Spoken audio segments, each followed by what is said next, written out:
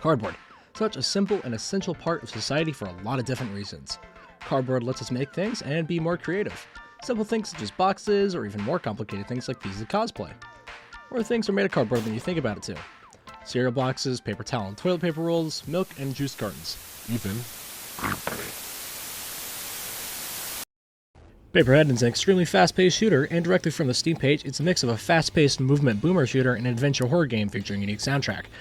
I personally am a fan of fast and fluid movement, and Jesus fucking Christ, this game has both at 200%. The closest game I can think of in terms of movement is like Ultra Kill, so if you enjoy that kind of style, this game is perfect for you to pick up as well. The game also incentivizes kind of going fast by ranking your time at the end of the stage, which is always fun to try and lower. The movement really only consists of 3 different moves with a jump, slide, and kick, but the way you can string them together is really where the game allows for a lot of expression. Level traversal and combat would be nowhere near as fun if the game didn't let me move as so freely and fast as it does. What's a shooter game though without a little bit of combat? The gunplay in this game is super fun. Similar to other games inspired by Doom, you progressively get more weapons the further into the game you get. The weapons are all very fun to shoot, with them all feeling pretty comfortable. Pistol, shotgun, machine gun are the most basic guns, but they're the best example of just how nice it is to have simple weapons. The game of course has a couple other guns and weapons. There's dynamite, which is good for both groups and even single target damage if you really want to. The wireless charger works sort of like a railgun by firing a piercing high damage shot, and if you catch multiple enemies in a line with it, which is pretty hard, it's basically guaranteed to obliterate all of them. Funniest weapon though is the lighter. It's Paperhead's substitute for a rocket launcher, and it does an ungodly amount of damage and basically nukes everything around it. The last thing though is the pencil. The pencil itself doesn't do any damage, but allows for you to do a couple of different things. The first mode is Reality Alterer. With this you can make meat come alive, as well as turning walls into doors and even boxes into crates. Vandalism mode doesn't really do much other than draw a PNG, though if you want, you can make it whatever you want so long as you can get it into the game files. Next is the Bomb Maker. This one pretty obviously lets you draw bombs, which you can either kick at a breakable surface or an enemy instead. Speaking of kicks, this isn't just for movement but for combat too. You can send enemies flying into walls and explosive barrels. The coolest part though is how the devs actually stick to keeping the characters 2D, by making it so when you kick them, they can actually just land face down so that they're actually flat. It can mess with combos just a little bit, but I never really got annoyed. Honestly, quite the opposite, as it's pretty funny just watching the enemy fall over, which is always a great interaction in the game. Another key part of Paperhead is the horror aspect. It really helps to set the tone that the game is going for, which seems to be some sort of dystopian type of thing. The horror also really allows for some great level design and world building. While the game does describe itself as having horror tones, the way I best see it implemented aren't really things like jump scares or like the most unsettling thing possible. The horror part really shines through in looking at the enemies in my opinion.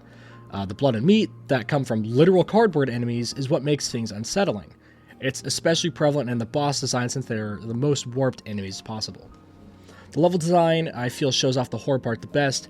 It is pretty weird seeing corridors of meat, blood, and cartilage in between sections of cardboard.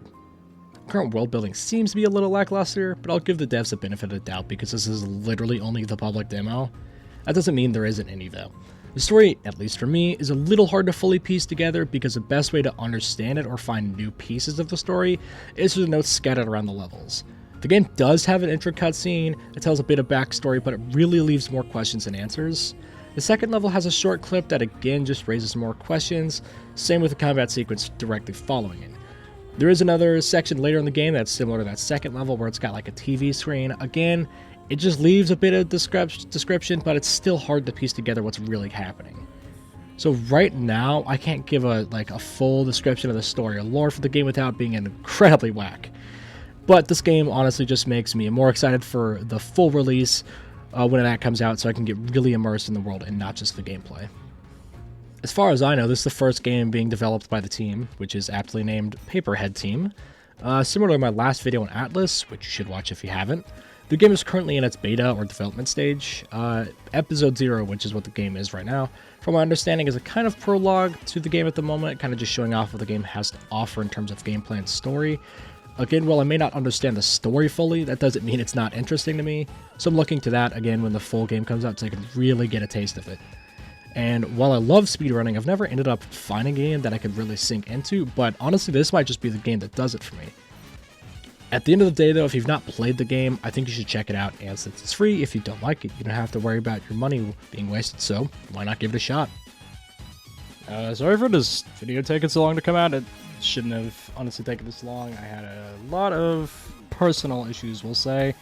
That made this much harder to actually get out.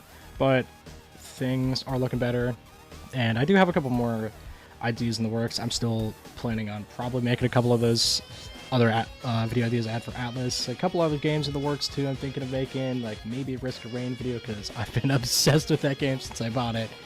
Maybe another couple things. I'm, again, thinking about it.